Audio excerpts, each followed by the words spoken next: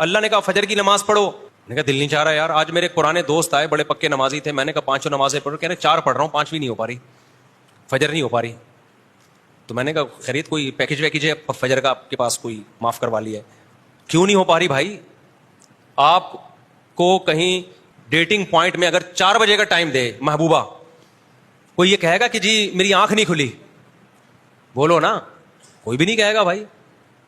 تو بات یہ کہ جب اللہ ہے، اور خدا کی قسم اللہ جو دیتا ہے نا، فجر کی اذان میں اللہ نے الصلاۃ خیر من النوم کا الگ سے لفظ ایڈ کروایا کہ نماز نیند سے بہتر. جو مزے تمہیں آ رہے ہیں نا، یہ مزے اس مزے کے مقابلے میں کچھ بھی نہیں ہے جو نماز کے بعد تمہیں ملیں گے، دنیا میں بھی اور آخرت میں بھی.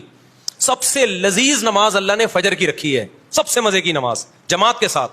تو یہ دوسری نوعیت کا شرک ہے، اس کی بھی قرآن میں بہت زیادہ بولو نفی ہے. بھائی صرف اللہ ہے، کسی کو نہیں مانتا ایسی